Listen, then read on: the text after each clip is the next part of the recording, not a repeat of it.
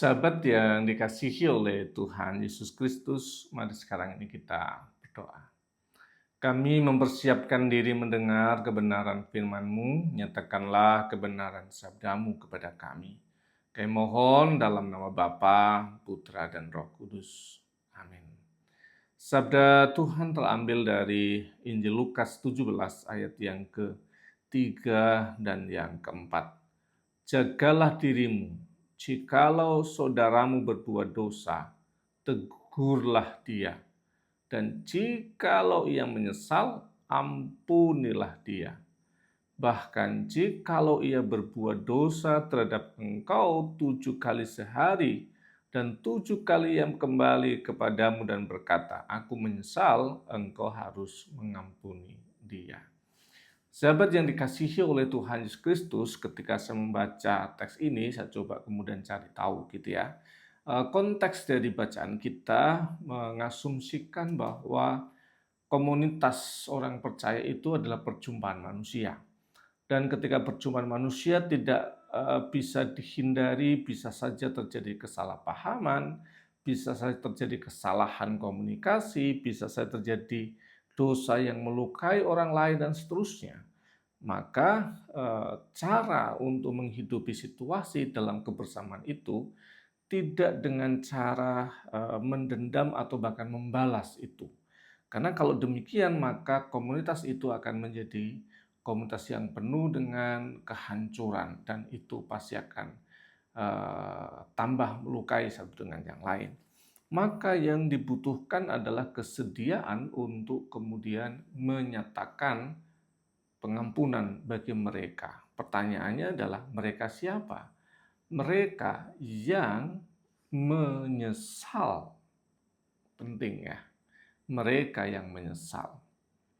Kata menyesal itu sebenarnya adalah kondisi yang sungguh-sungguh sadar.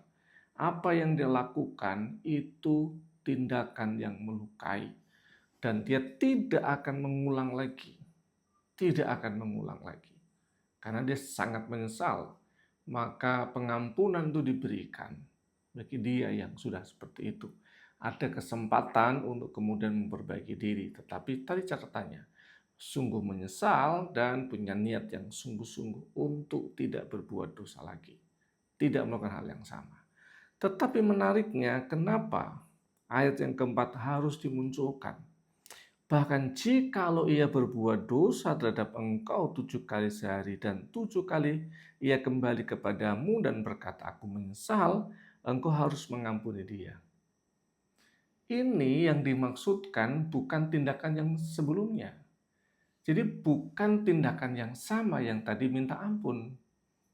Jadi orang bisa berbuat salah, tetapi bukan hal yang sama yang dia lakukan dan berulang-ulang. Sama sekali bukan itu yang dimaksudkan. Jadi orang bisa berbuat salah, dia minta ampun, dia menyesal. Tetapi besok dia bisa saja atau bahkan hari itu dia berbuat salah, tapi bukan itu yang diulang. Jadi jangan bayangkan, kan diampuni, boleh berulang-ulang. Berulang-ulang itu bukan satu perkara yang berulang-ulang salah terus, enggak. Tetap bisa saja jatuh dalam hal yang lain dan kemudian terus saling belajar untuk mengampuni.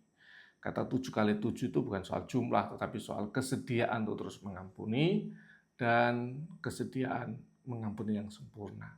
Itu pada bagian yang terluka, tetapi orang yang sudah melukai itu harus ingat, menyesal itu tidak akan pernah mengulang.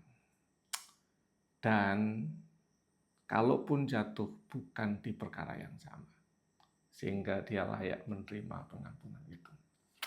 Semoga kita boleh menghayatinya. Tuhan berkati. Amin. Saya teduh dan kita berdoa. Bapa kami yang di surga, dikuduskanlah namamu, datanglah kerajaanmu, jadilah kehendak-Mu di bumi seperti di surga.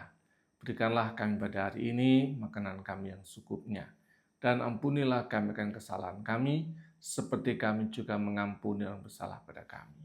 Dan janganlah membawa kami dalam pencobaan, tapi lepaskanlah kami daripada yang jahat. Karena Engkaulah yang punya kerajaan dan kuasa dan kemuliaan sampai selama-lamanya. Amin. Tuhan yang penuh kemurahan menolong dan menopang setiap sahabat menjalankan kasih dan pengampunan. Dalam nama Bapa, Putra, dan Roh Kudus. Amin.